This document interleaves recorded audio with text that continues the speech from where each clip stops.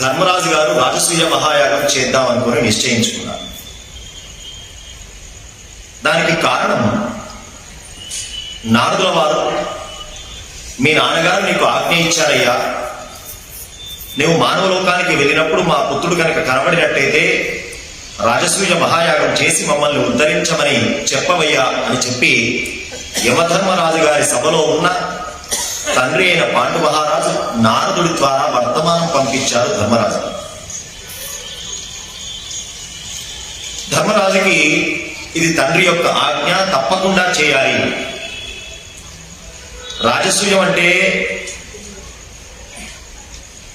కొంత హింస కూడా కనబడుతుంది. రాజులపైన ఆధిపత్యం, రాజ్యాలను గెలవడం. ఇక్కడ కేవలం ఆధిపత్యం కోసం తాను సామ్రాట్గా పట్టాభిషిక్తులు కావాలనేటువంటి ఒక పెద్ద సంకల్పం ఆయనకి ఏమీ లేదు. తండ్రి ఆజ్ఞ.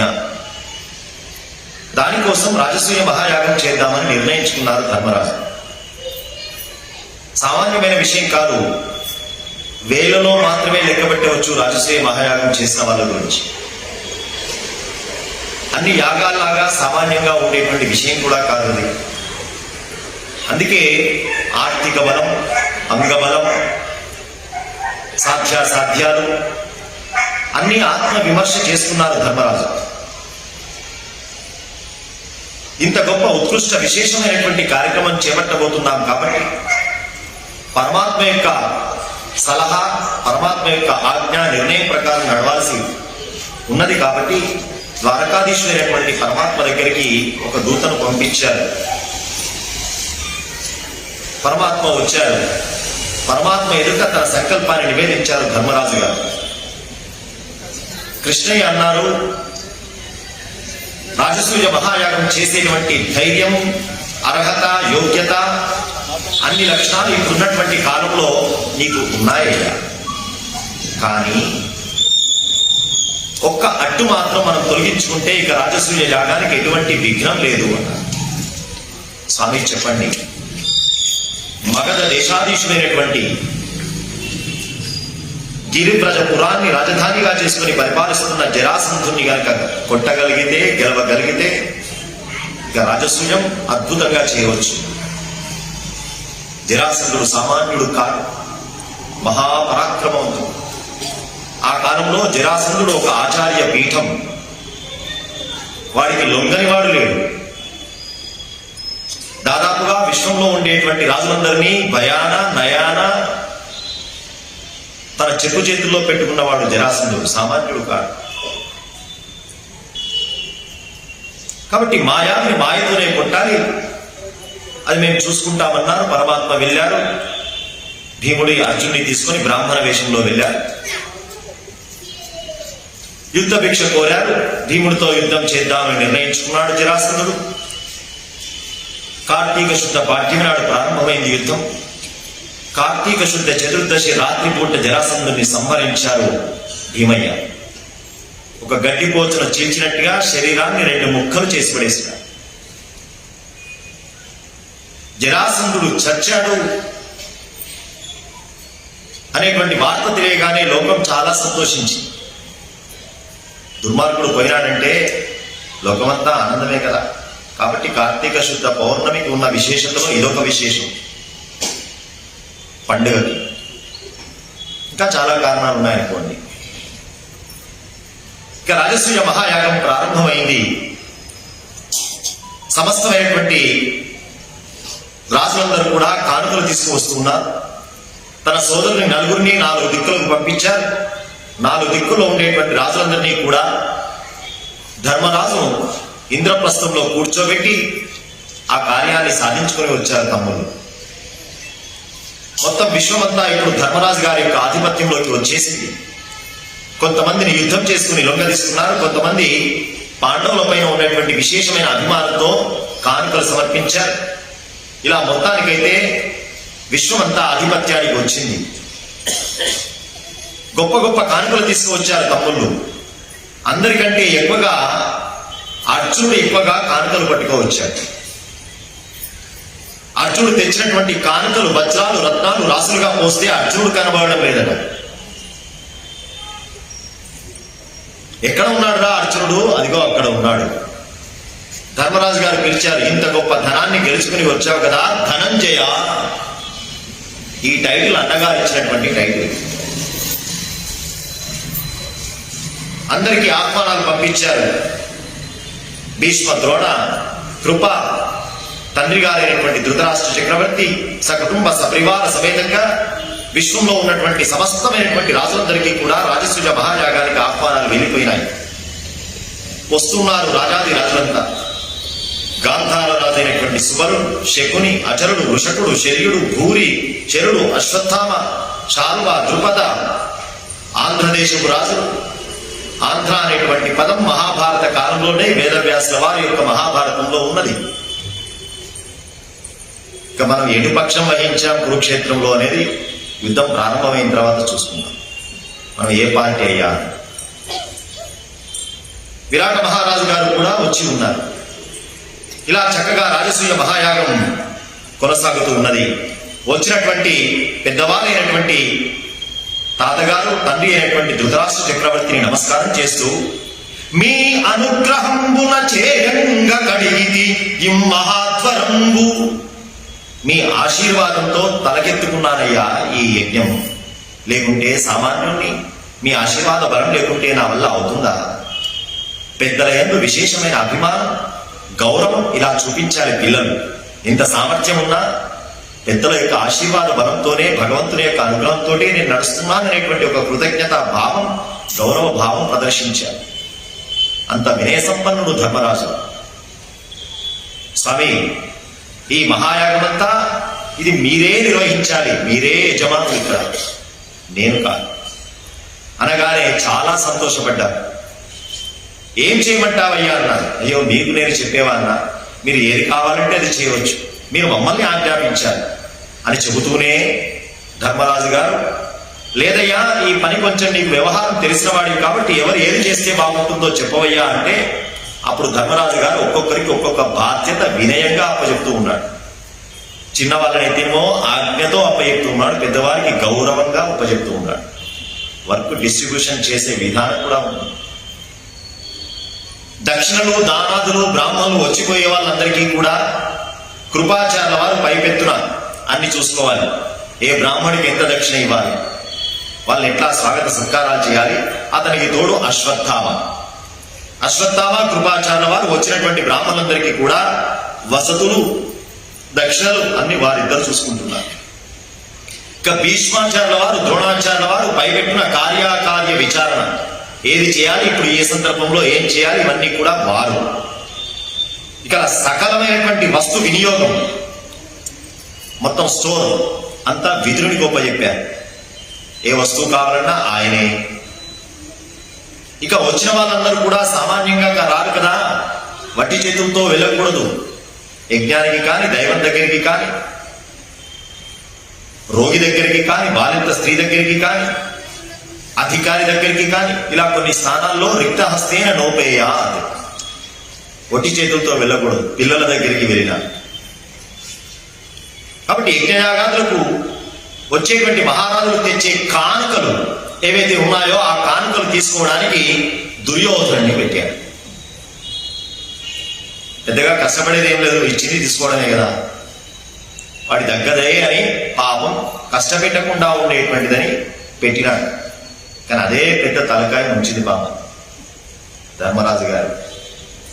ఎంతో విశాలమైన భావంతో పెట్టాడు. కానీ ఆ వచ్చినటువంటి కానుకలు తీసుకోలేక లైన్లు కట్టినారట రాజాది రాజులంతా, దేశాధినేతలంతా. ఇది భారత సామ్రాజ్యం యొక్క గొప్పతనం.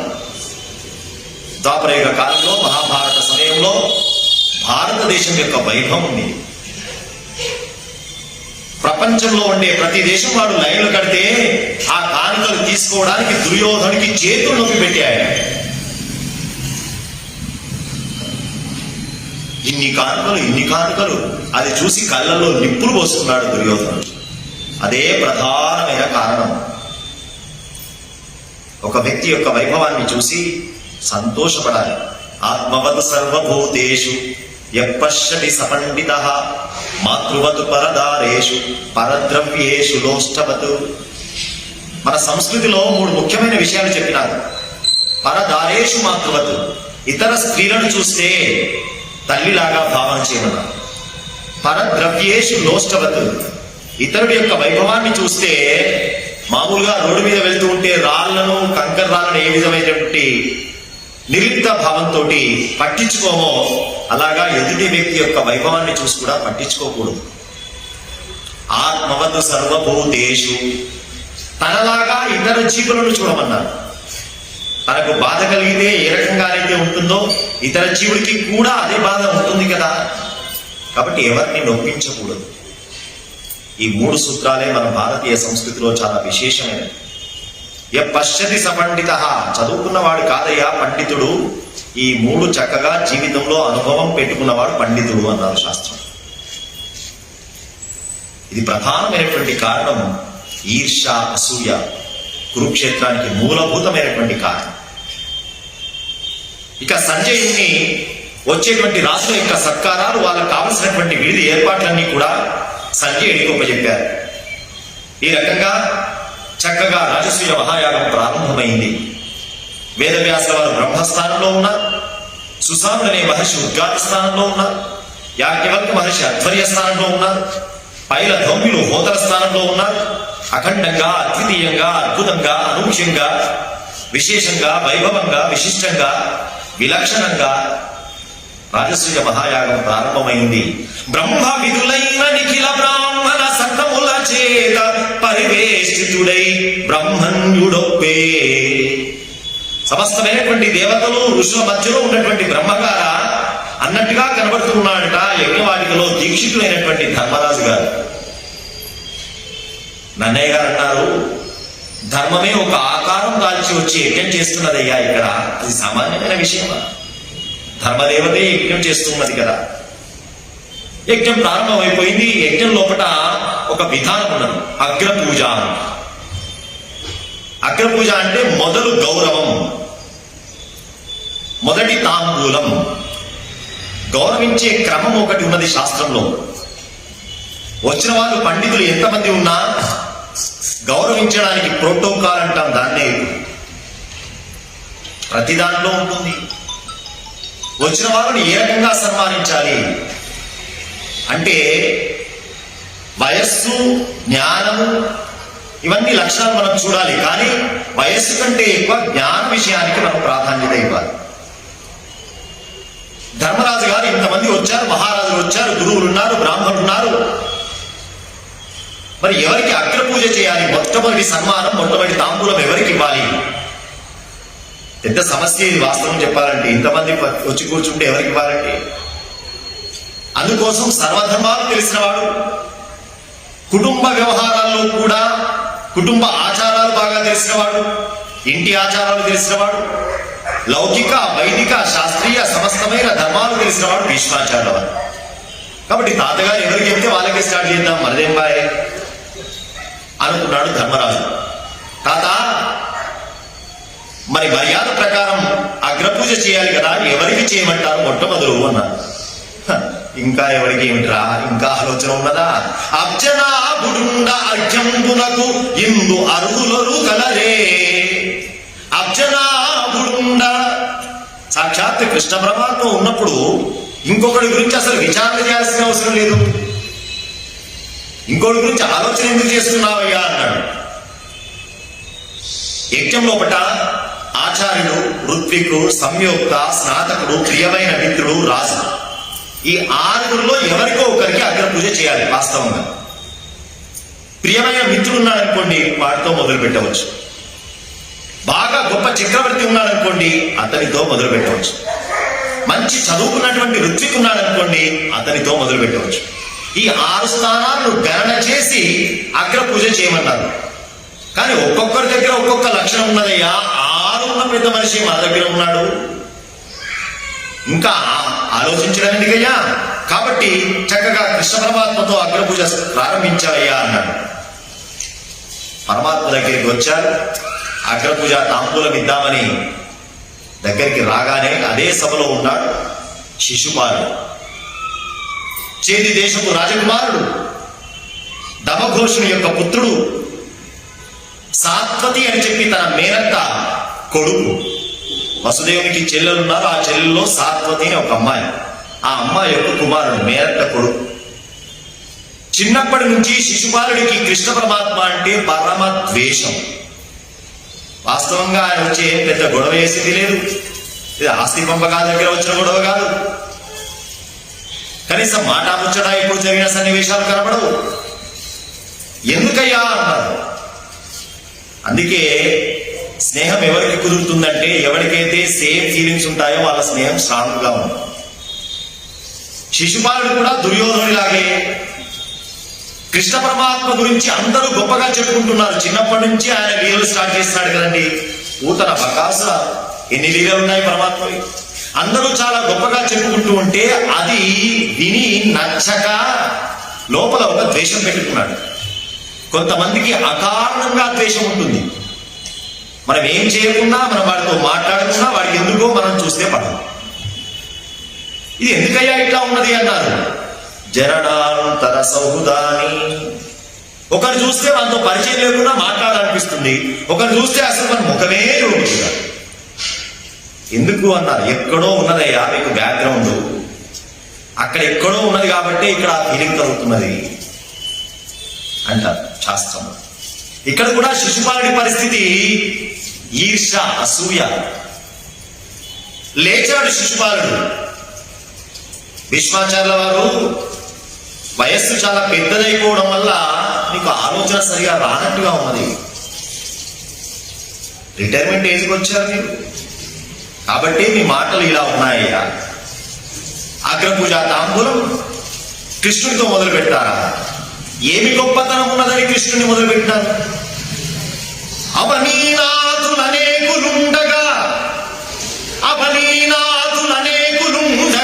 విశిష్టారాధ్యులు ఆర్యులు మహీదివిజులు పూజ్యులు పలువురుండగా. కృష్ణుడే కనబడ్డాడా నీకు? అంతకంటే గొప్పవాడు ఎవరు లేడా? ధరిత్రీనాథ గాంగేయు దుర్వ్యవసాయంబున కృష్ణు కష్టచరితం. ఎలా కృష్ణుడికి మొట్టమొదటి తాంబూలం ఇస్తారు అన్నాడు. ఎందుకంటే ఇవ్వాలంటే రాజు కావాలి. యాదవులకి రాజ్యమే లేదా? రాజు కాని వాడిని ఎలా అగ్రపూజలో కూర్చోబెడతారండి? వయస్సులో పెద్దవాడా? వయస్సులో పెద్దవాడని ఆలోచించినట్టయితే వసుదేవుడు లేడా, ఆయన యొక్క తండ్రి?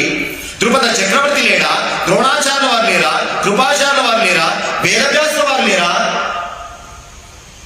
ఒకవేళ రాజు అనేటువంటి ఉద్దేశంగా అసలు రాజ్యాధికారి లేనటువంటి వారిని అగ్రపూజ ఎలా చేస్తారండి? దుర్యోధన, భీష్మక, కర్ణ, ఏకలవ్య, శల్య ఇత్యాది రాజులందరినీ పక్కన పెట్టి ఈ రాజశ్రీ యాగంలో ఏకలవ్యుడు కూడా ఉన్నాడు. ఇత్యాది రాజులందరినీ కూడా పక్కన పెట్టి రాజ్య అర్హత లేనటువంటి కృష్ణుడికి ఎలా అగ్రపూజ చేస్తారు? ఏమయ్యా, నీకైనా వాళ్ళు చేద్దామనుకుంటే నీకైనా ఆలోచన ఉండవద్దా? కృష్ణుడి మీదకి తిరిగిందంతా వాళ్ళు పెట్టుకుంటే ఈయనేం చేస్తాడు? వాళ్ళు ఇస్తా అనుకుంటారు, వద్దనుకుంటారు. వాళ్ళు మధ్యలో ఈయనేం చేసినాడు? కోపం అంతా కృష్ణుడి వైపు తిరిగింది. నపుంసకుడికి వివాహం చేసినట్టుగా ఒక అంధుడికి గొప్పనైనటువంటి సుందరమైనటువంటి దృశ్యాన్ని చూపించినట్టుగా పూజకు అర్హత లేని వాడికి పూజ స్వీకరిస్తావా? ఇట్లాంటి పూజ చూడడానికేనా నేను వచ్చింది ఇక్కడికి?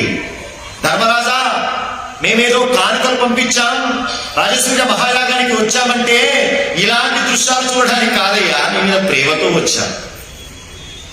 నీకు నిజంగా కృష్ణుడి మీద ప్రేమ ఉండి చేసుకుందాం అనుకుంటే మేమెందుకయ్యా ఉండడం? మేము వెళ్ళిపోతున్నాం అని వాకౌట్ చేసేసినాం. సభలోంచి వెళ్ళిపోతూ ఉంటే ధర్మరాజు గారి వెనకాల వెళ్ళి, ఆగు సోదరా ఆగు అని చెప్పి శిశుపాలుని వెనక్కి రప్పించాడు. వినాశకాలే విపరీత బుద్ధి అని. పోయేవాడిని పోతే అయిపోయేది, చావు మూడి ఉన్నది కాబట్టి మళ్ళీ వెనక్కి పిలిచాడు.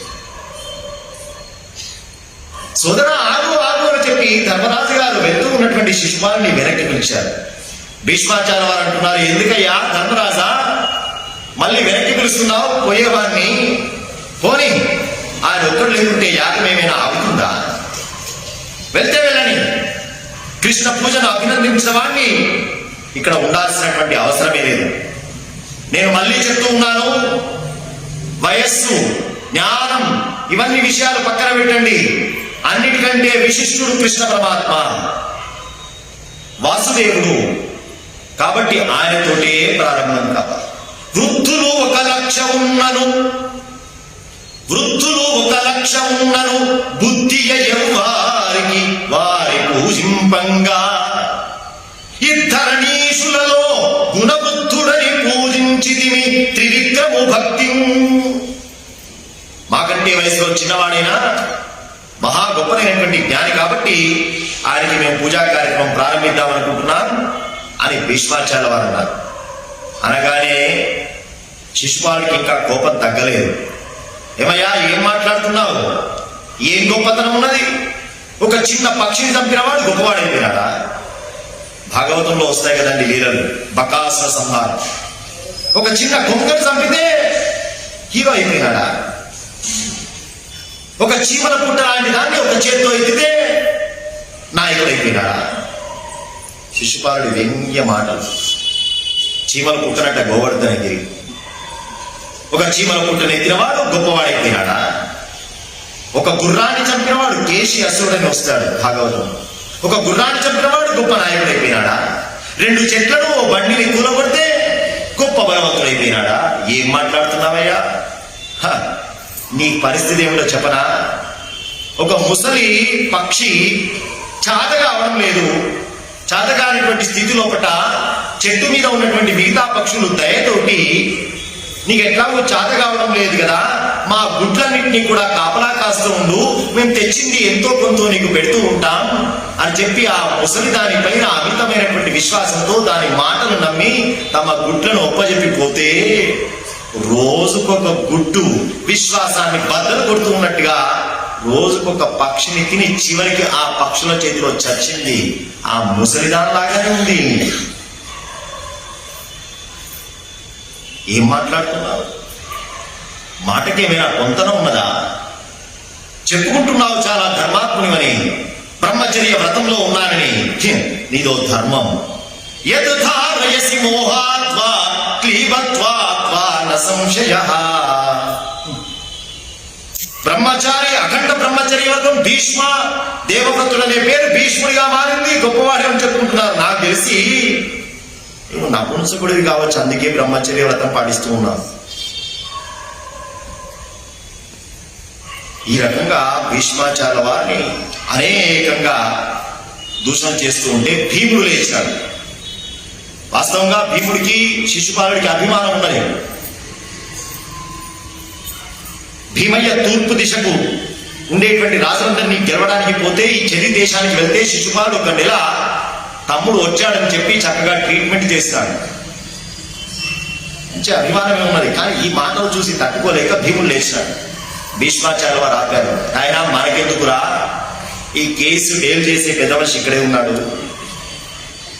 ఎవరి చేతిలో చావాలో ముందే నిర్ణయం అయిపోయిందిరా, మనమెందుకు దీంట్లో అని చెబుతూ వీడు పుట్టగానే చావు నిర్ణయం అయింది. శిశుపాలుడు ఎలా పుట్టాడు అన్నారు. దమఘోషుడు సాత్వతి దంపతులు పుట్టక పిల్లవాడు పుట్టాడు. 4 చేతులతో 3 కన్నులతో పుట్టాడు వికారంగా. పాపం తల్లి బాధపడుతున్నది. ఇంత వికారమైనటువంటి రూపం కలిగిన వాడే ఈ వికారమైన రూపం ఎట్లా పోవాలి అని. అప్పుడు అశరీర వాక్కు చెప్పింది, ఎవరైతే ఈ పిల్లవాడిని ఎత్తుకుంటే సహజమైనటువంటి రూపం వస్తుందో, 2 కన్నులు 2 రూపాలు వస్తాయో, అతని చేతిలోనే ఇతని చావు ఉంటుంది అని చెప్పి అశరీర వాక్కు చెప్పింది. అలా వచ్చిన వాళ్ళందరినీ మా పిల్లవాడిని ఎత్తుకోండి అని చెప్పి ఇస్తూ ఉన్నది. ఎవరు? ఆ తల్లి ఇస్తూ ఉంటే ఒక మారు కృష్ణ పరమాత్మ వచ్చారు. చిన్నతనంలో జరిగిన ముచ్చట ఇది. కృష్ణయ్య ఎత్తుకున్నాడు బావమరిదిని. కొంచెం వయసులో పెద్దవాడే. ఎత్తుకోగానే 2 చేతులు 2 కళ్ళతో మారిపోయినాడు. 2 చేతులు పోయినాయి, ఒక కన్ను వికారమైన కన్ను పోయింది. తల్లికి అర్థమైపోయింది, కృష్ణుడి చేతిలో పిల్లవాడి చావు నిర్ణయం అయిపోయి ఉన్నది. అందుకోసమే మేనల్లుని పక్కకు తీసుకుపోయి, అనులా నాకు మాట ఇవ్వాలి. అతా చెప్పమ్మా, నాకు వినబడ్డటువంటి మాట ఇది. కాబట్టి మా వాణ్ణి నువ్వు చంపకు. మా వాడు ఎన్ని తప్పులు చేసినా ఏం చేసినా కానీ నువ్వు కొంచెం దయ చూపెట్టవయ్యా అంటే ఆయన అన్నాడు, ఎంతైనా దయ చూపెట్టడం అంటే దానికి కూడా ఒక హద్దు ఉంటుంది కదమ్మా, పేషెన్స్కి కూడా ఒక హద్దు ఉంటుంది కదండి. చాలా గొప్పవారండి చెప్పి వాళ్ళు ఎన్ని చేసినా కానీ సహిస్తారా? ఎంత మహాత్ముడైనా కానీ ఏదో ఒక సన్నివేశంలో కూడా. కాబట్టి అన్నా నీకు మాట ఇస్తున్నాను,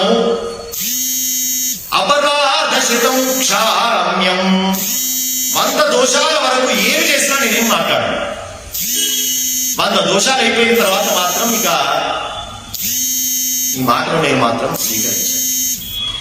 సరే 100 దోషాల దాకా వీరిని హద్దులో పెట్టుకుందాం, అసలు కృష్ణుడికి వీరికి సంబంధం లేకుండానే జాగ్రత్తగా వ్యవహరిస్తే రాకపోకలు కొంచెం అటు ఎప్పుడైనా సంబంధం ఉంటేనే కదా మాటలో చేయడం వచ్చేది అని పాపం జాగ్రత్తగా తల్లి ఆలోచించింది. కానీ వాడి చేతిలో 100 తప్పులు కొన్ని అయిపోయినా ఇక ఉన్నాయి, దగ్గర పడుతూ ఉన్నాయి. సెంచరీకి దగ్గరకు వస్తున్నాడు వాడు. రాజసూయ మహాయాగం జరుగుతూ ఉన్నది. కాబట్టి భీమా వాడి చావు నిర్ణయం అయిపోయిందిరా, కాబట్టి మనం మాట్లాడాల్సిన అవసరం లేదు అన్నాడు. ఇంకా కోపం పెరిగిపోయింది శిశుపాలుడికి. ఇలా ఇష్టం వచ్చినట్టుగా మాట్లాడుతూ ఉంటే కృష్ణ పరమాత్మ లేచినాడు.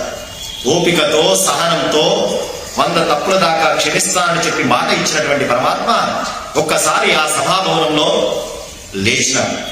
స్వామి మాట్లాడబోతూ ఉండగా సభంతా కూడా ప్రశాంతంగా ఉన్నది. ప్రధాన కేంద్రమే ఆయన మధ్యలో పెట్టుకొని వీళ్ళు గొడవ పెట్టుకుంటున్నారు. అసలు మాట్లాడాల్సిన వాడు మాట్లాడుతూ ఉన్నాడు. ఏవం ముక్తస్తత కృష్ణ మృదుపూర్వమిదం వచః ఉవాచ పార్థివాన్ సర్వాన్ ససమక్షం చ వీర్యవాన్. ఓ మహారాజులారా, ఇంతవరకు మీరు శిశుపాలుడి యొక్క భాషణాన్ని సావధానంగా విని ఉన్నారు. నేను చెప్తూ ఉన్నాను, వినండి. ఇతడు ఈ సభలో మాట్లాడేటువంటి దోషాలే కాదు, ఇతపూర్వం చాలా దోషాలు చేసి ఉన్నాడు ఇతడు. దాదాపు ఇప్పటితో 100 దోషాలు పరిపూర్ణమైపోయినాయి. నాకు కూడా వినబడ్డాయి. ఇతడు నా గురించి ఎన్నెన్ని మాటలు మాట్లాడినాడో విన్నాను. కానీ అత్తకి ఇచ్చినటువంటి మాట వల్ల ఓపికతో ఉన్నాను. కానీ ఈరోజు ఈ మాటలన్నిటికీ కూడా సమాధానం చెప్పాల్సినటువంటి అవసరం ఏర్పడ్డది. 100 దోషాలలో స్వామి ప్రధానంగా 4 కారణాలు చెప్పాడు. సభలో 100 లిస్టు మొదలుపెట్టాడు. ఆ 4 కారణాల్లో నరకాసుడిపైకి దండయాత్రకు ప్రాగ్జ్యోతిషపురానికి మేము వెళ్ళినప్పుడు సత్యభామతో కలిసి ఆ సమయంలో నేను లేనటువంటి సమయంలో వచ్చి ద్వారకా పట్టణానికి కాలబెట్టడానికి ప్రయత్నం చేసిన వాడు ఈ పెద్ద మనిషి. అంతేకాదు మా యాదవుల్లో పేరెన్నికలైనటువంటి భోజరాజు రైవతం అనేటువంటి పర్వతం మీద విహారానికి వెళ్తే ఆయన సైన్యాన్ని చంపి అకారణంగా ఆయన బందీగా చేతి దేశానికి పట్టుకుపోయినటువంటి వాడు ఈ పెద్ద మనిషి.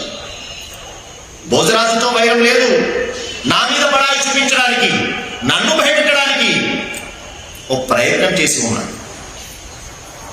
అంతేకాదు మా తండ్రి అయినటువంటి వసుదేవుడు అశ్వమేధ యాగం చేస్తున్నటువంటి సమయంలో, యజ్ఞ దీక్షలో ఉన్నటువంటి సమయంలో ఆ యజ్ఞ అశ్వాన్ని యజ్ఞంకు విఘ్నం కావాలనేటువంటి ఉద్దేశంతో గుర్రాన్ని తీసుకుపోయి దాచిపెట్టిన పెద్ద మనిషి ఇతను.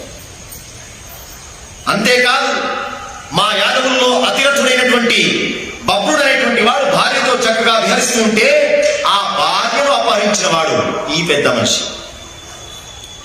ప్రధానంగా 4 కారణాలు చెప్తూ ఉన్నాడు.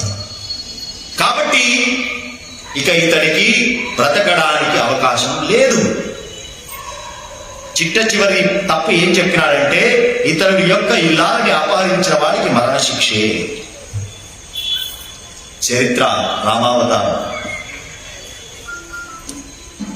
యజ్ఞానికి విఘ్నం చేయడం, ఊరును కాలబెట్టడం, రాజుకి అధికారికి ప్రభుత్వానికి ద్రోహం చేయడం, ఇతరుడి భార్యను అపహారం చేయడం, ప్రధానమైనటువంటి 4 దోషాలతో మీ అందరి సమక్షంలో ఇతనికి నేను శిక్షించబోతున్నాను. ఉవాచ భగవాన్ ఉచ్చైః వాక్యం వాక్య విశారదః అధునా వధయిష్యామి పశ్యతాంగో మహీక్షితాం.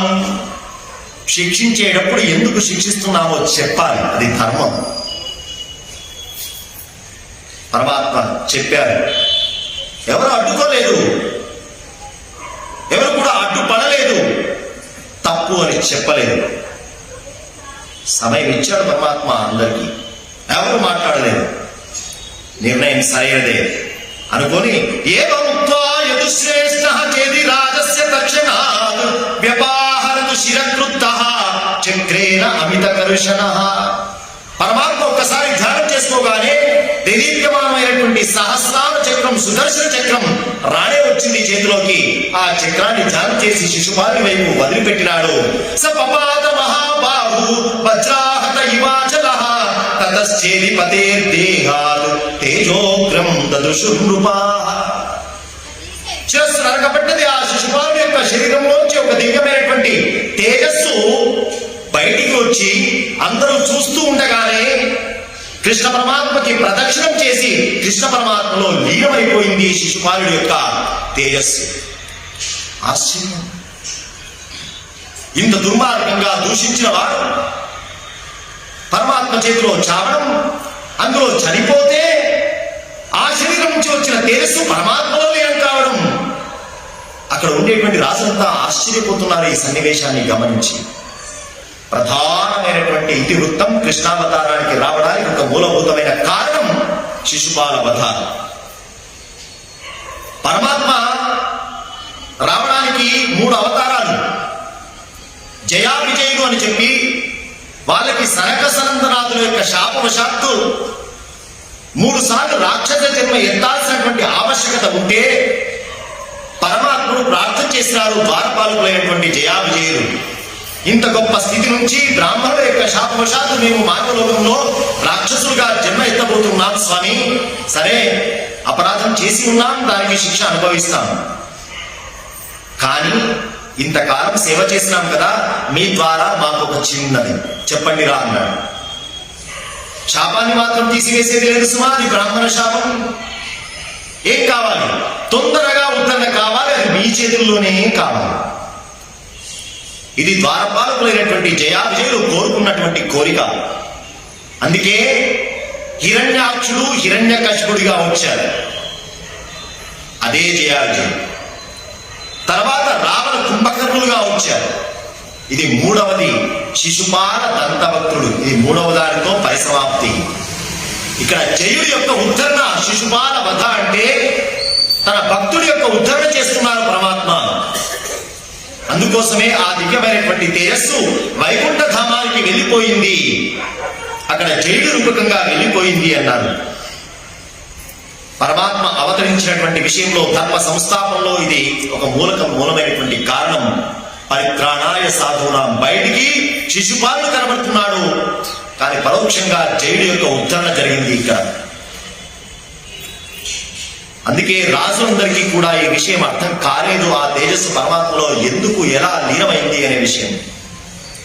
రాజసూయ మహాయాగం అంతా కూడా శిశుపాల వధ మధ్యలో జరిగింది. ఇక మొత్తానికైతే అటు ఇటుగా కార్యక్రమం అంతా పూర్తయిపోయింది.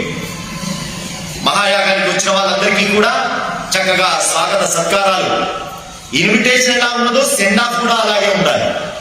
మన వాళ్ళు దాదాపుగా ఇన్విటేషన్ దగ్గర ఉంటారు కానీ సెండ్ ఆఫ్ దగ్గర పట్టించుకోరు. అయిపోయింది కదా, కార్యాంతే విసర్జయేత్.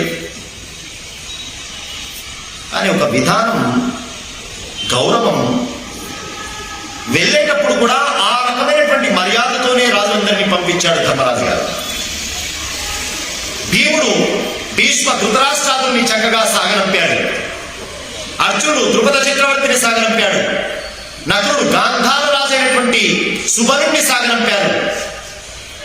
ధర్మరాజు గారు బ్రాహ్మణులందరినీ కూడా ఊరి పొలిమేర దాకా వెళ్లి చక్కగా సాగనంపారు. పాండవులు అందరూ కలిసి ద్వారకకు వెళ్ళబోతున్నటువంటి కృష్ణ పరమాత్మను చక్కగా సాగనంపారు, వీడుకోలు పలికారు.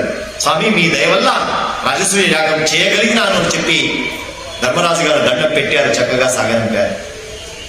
ఇక్కడ గమనించాల్సిన ముఖ్య విషయం, రాజసూయ మహాయాగంలో గాంధార దేశపు రాజు అయినటువంటి సుబలుడు పాల్గొన్నాడు. ఇంతకుముందు మనం చెప్పుకున్నాం ఆ మాట. రాజసూయ మహాయాగంలో సుబలుడు వచ్చాడు,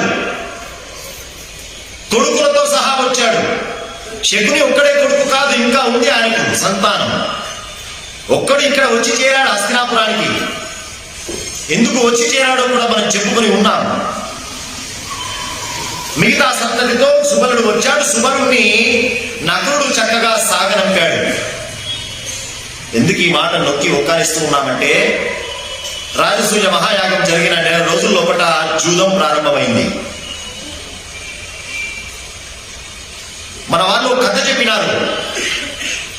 శకుని పాచికలు సుబలుడి యొక్క ఎముకలు. వినే ఉంటారు, పెద్దవాళ్ళందరూ ఉన్నారు కాబట్టి. అనేక నాటకాలు, అనేక చిత్రాలు, మహాభారతం అనేక గ్రంథాలకి, అనేక నాటకాలకి మూలం. రామకథ మీద కూడా అన్ని రాలేదు. భారత కథ మీద వచ్చిన ప్రచార నాటకాలు కావచ్చు, కథలు కావచ్చు, అనేక గ్రంథాలు కావచ్చు. ఎందుకంటే విస్తృతమైన కథాభాగం, విస్తృతమైనటువంటి ఆఖ్యాయికలు, చిన్న చిన్న కథలు. వేదవ్యాసుల వారు ముందే చెప్పినారు, అనేకమైనటువంటి గ్రంథాలకు ఇది మూలభూతం అవుతుంది అని. మాఘుడి యొక్క శిశుపాల వధ ఏమిటి, భారుడి యొక్క కిరాతార్జునీయం ఏమిటి, అనేక గ్రంథాలకి మూలభూతం. దీన్ని ఎంత పెద్దగా పెంచినాడు శిశుపాలుడి యొక్క వధ అనేటువంటి దాన్ని మాఘకవి. అలాగే ఈ మాట ఎందుకు చెప్తున్నామంటే, నెల రోజుల్లోనే జూదం ప్రారంభమైతే మన వాళ్ళు చెప్పే కథ ఏమిటి, శకుని చేతిలో పాచికలు ఎలా వచ్చాయి అంటే, సుబలుడికి గాంధారి కూతురు కదా. గాంధారికి విధవా దోషం ఉండడం చేత ముందుగానే ఒక మేకపోతునిచ్చి పెళ్లి చేసి ఆ మేకను బలి ఇచ్చారు. తర్వాత ధృతరాష్ట్రునితో వివాహం జరిగింది. తర్వాత దుర్యోధనుడు పుట్టిన తర్వాత ఈ విషయాన్ని గ్రహించి, మా నాన్నగారికి మా అమ్మని ఇట్లా ఇచ్చారా, మోసం చేసినాడు మా తాత అని చెప్పి సుబలుడిని దుర్యోధనుడు చంపినాడు. కారాగృహంలో బంధించి నీళ్లు ఇవ్వకుండా, తిండి పెట్టకుండా. ఆ సుబలుడు చనిపోతూ కొడుకైన శకుని పిలిచి, అరే ఇదిరా నా పరిస్థితి, దీనికి ఏమైనా నువ్వు చేయాలరా అంటే, తండ్రి తప్పకుండా కురువంశం నాశనమయ్యేటట్టుగా, దుర్యోధనాదులు నాశనమయ్యేటట్టుగా నేను ప్రయత్నం చేస్తానని చెప్పి చనిపోయినటువంటి సుబలుడి యొక్క ఎముకలతో పాచికలు తయారు చేసుకున్నాడు శకుని.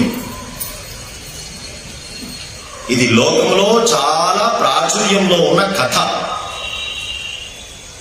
ఇది మహాభారత మూలానికి పరమ విరుద్ధమైన కథ. ఎవడైనా తండ్రి ఎముకలు బొక్కలు పట్టుకొని పాచికలు తయారు చేసుకునేవాడు ఉన్నాడా? మేనల్లులను చంపుదామని మేనమామ ఎవడైనా ప్రతీకార మంచతోటి ఉంటాడా?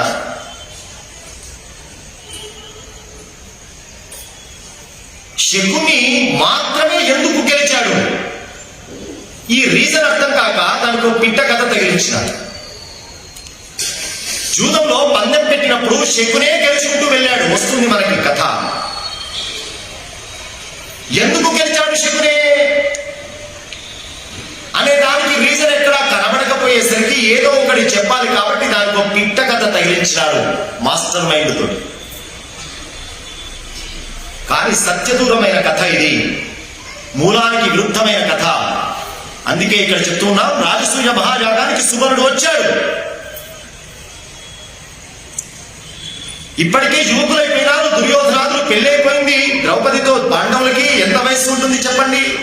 ప్రతీకారం తీర్చుకోవడానికి ఈ నెల గ్యాప్లో వీడు ఎప్పుడు గాంధార దేశానికి పోయినాడు, సుబలుడు ఎప్పుడు బంధించాడు? ఇంకా బాగా చెబితే కురుక్షేత్రం వరకు బతికి ఉన్నవాడు సుబలుడు. కాబట్టి మూలానికి విరుద్ధమైనటువంటిది ప్రచారం చేయకూడదు. ఆ ప్రచారాలన్నీ బాగా, ఎందుకంటే అసలు మూలమైన భారతం సద్గురువుల ద్వారా చెప్పించుకునేటువంటి ప్రక్రియ తగ్గిపోయింది. ఎందుకంటే గ్రంథం చాలా పెద్దది కాబట్టి చెప్పడము కష్టమే, చెప్పించేవారు కష్టమే. ఈరోజు ఇంత అద్భుతమైన కార్యక్రమానికి శ్రీకారం చుట్టారు కుమరయ్య గారంటే అదొక విశేషమైనటువంటి కార్యం, సామాన్యమైన విషయం కాదు.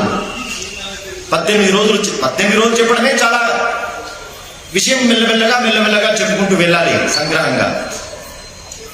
కాబట్టి ఇది విస్తృతంగా బయటికి ప్రచారం లేకపోయేసరికి చిన్న కథల రూపకంగా నాటకాలు ఇవి రావడం వల్ల కొంచెం అట్రాక్షన్స్ చేయండి నాటకాలు నడవవు కాబట్టి, హరికథలు నడవవు కాబట్టి, అందుకోసం అనేకమైన పిట్ట కథలు ఇంకా చాలా వస్తాయండి. భారతానికి విరుద్ధమైనవి చాలా చెప్పుకుంటున్నాం మన ప్రసంగంలో. ఇంకా చాలా సత్యదూరమైన విషయాలు ఉన్నాయి భారతంలో. అసలు భారతం వేరు. కాబట్టి సుబలుడి యొక్క ఎముకలు కాదు పాచికలు మన మైండ్లో తీసేయండి. మరి శకుని ఎందుకు గెలిచాడు వచ్చిన తర్వాత చూద్దాం. జూదంలో కూర్చున్న తర్వాత చూద్దాం శకుని ఎందుకు గెలిచాడని. జూదం దాకా పోలేదు కదా. నకుడు చక్కగా సుబలుణ్ణి పంపించాడు. అందరూ వెళ్ళిపోయిన తర్వాత వేదవ్యాస వారు ఇంకా అక్కడే ఉన్నారు. కొంతమంది పోలేదు. ఆ పోలి పెద్ద మనుషుల్లో శకుని ఉన్నాడు, దుర్యోధన ఉన్నాడు. అందరూ వెళ్ళిపోయినారు కానీ కొంతమంది పోలేదు. బ్రాహ్మణులు కొంతమంది పోలేదు. అలాగే వేదవ్యాస వారు ఉన్నారు. వేదవ్యాసుల వారిని ఏకాంతంగా కూర్చోబెట్టుకొని ధర్మరాజు గారు ప్రశ్న చేస్తూ ఉన్నారు. స్వామి, ఒక విశేషమైన యజ్ఞం జరుగుతూ ఉంటే ఒక రాజకుమారుడు చనిపోవడం, ఒక చావు జరగడం, ఇది ఏమైనా భవిష్యత్తు ఎలా ఉంటుందంటారు? కొంచెం ఉంటుంది కదండి ఫీలింగ్. కొబ్బరికాయ ఇట్లా పలిగిందా అట్లా పలిగిందా అనే ఫీలింగ్లో ఉంటాం మనం. కొబ్బరికాయ ఎట్లా పలిగినా ఏం కాదండి, గుర్తుపెట్టుకోండి. ఇంకా మనం ఆ మానసికమైనటువంటి దాంట్లో పోతే చాలా కష్టం. కొబ్బరికాయ నివేదించడం పరమాత్మకి ముఖ్యం. అది సగంలో పలిగిందా నిలువుగా పలిగిందా ఇవన్నీ మైండ్ పెట్టుకోవద్దు. నివేదన కోసం పెట్టింది కొబ్బరికాయ. అలాగే ధర్మరాజు గారు అడిగారు, స్వామి దీనికి కారణం ఏదైనా ఉంటుందా భవిష్యత్తులో? అది చెప్పడానికే ఉన్నాడు ఆయన. వేదవ్యాస వారు చెప్తున్నారు, త్రయోదశ సమారాజం ఉత్పాదానం ఫలం మహతు సర్వక్షేత్ర వినాశాయ భవిష్యతి నిశాంపతే. తప్పకుండా ఉంటుందయ్యా, కారణం లేకుండా ఉంటుందా? ప్రతి కార్యానికి ఒక కారణం ఉంటుంది. కొన్ని మనకు కనబడవు, మన మేధస్సుకు అందవు, కొన్ని అది ఊహించలేము కూడా. దీనికి తప్పకుండా ఒక కారణం ఉన్నది, జరగబోతుండేటువంటి ఒకటి ఉన్నది. ఇక నుంచి ఈ రోజు నుంచి 13 సంవత్సరాల తర్వాత ఒక మహాభయంకరమైనటువంటి యుద్ధం జరుగుతుంది. దానికి మూలం ఇదే కారణం. ఇంకా చెప్తున్నాను మేము, సర్వక్షేత్ర వినాశాయ భవిష్యతి విశాంపతే. ఇది కేవలం ఒక కుటుంబాల్లో ఒక రాజుతో ఇంకో రాజుతో జరిగేటువంటి యుద్ధం కాదు. సమస్తమైనటువంటి క్షత్రియులు పాల్గొనేటువంటి యుద్ధం జరగబోతుంది 13 సంవత్సరాల తర్వాత. దానికి కారణం ఏమిటో తెలుసిన, సమేతం పార్థివం క్షేత్రం క్షయం యాస్యతి భారత దుర్యోధనాపరాధేన భీమార్జున బలేన చ. దానికి ప్రధాన కారకుడివి నీవు మిగలబోతున్నావు. నీవు ప్రధాన కారకుడిగా దుర్యోధన చేసే అపరాధం మూలకంగా, భీమార్జున యొక్క బలం మూలకంగా ఈ నలుగురి వల్ల 13వ సంవత్సరం దాటిన తర్వాత మహాభయంకరమైనటువంటి సర్వక్షేత్ర వినాశం జరగబోతున్నది. దానికి సూచన ఇక్కడ జరిగింది. ఈ రాజసూయ మహాయాగం మధ్యలో శిశుపాలుడి యొక్క వధ.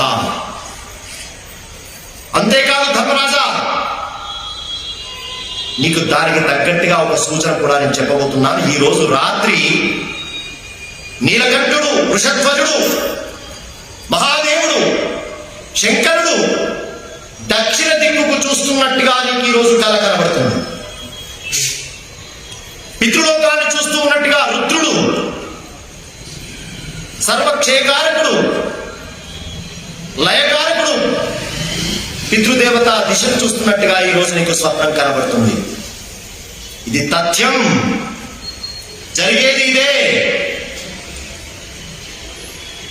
దీన్ని తప్పించడం ఎవరి వల్ల కాదు. ధర్మరాజా, ఒక విషయం చెప్తున్నాను విను. కాలో హి దురతిక్రమ. కాలము మాతత్ కృతే ఘనుత్యాహి కాలో హి విక్రమ, కాలం ఎవరి వల్ల కూడా దాటడానికి వీలు కానటువంటిదయ్యా. జరగాల్సింది జరుగుతుంది, భయపడాలి. జరిగేదానికి నువ్వు మాత్రం ఏం చేయగలవు? నిమిత్త మాత్రుడిగా ఉంటావు నువ్వు. కాబట్టి కొన్ని విషయాలు మనం పట్టించుకోకూడదండి. అన్ని నెత్తి మీద పెట్టుకుంటే బాధే ఉంటుంది. జరగాల్సింది జరుగుతుంది అంతే. ధైర్యంగా ఉండాలి. జీవితం ఎల్లప్పుడూ కూడా ధైర్యంగా కొనసాగాలి.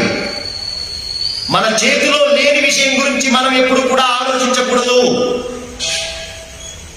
ఒక జీవన విధానం నేర్చుకోవాలి.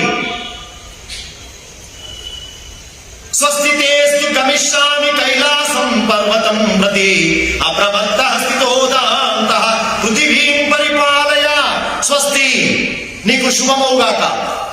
నేను కైలాసగిరికి బయలుదేరుతున్నాను, సరి అయిన సమయంలో మళ్ళీ నేను వస్తాను అని చెప్పి జరిగేటువంటి దానిని భవిష్యత్తును స్పష్టంగా బోధించి వేదవ్యాసుల వారు అక్కడి నుంచి వెళ్ళిపోయారు.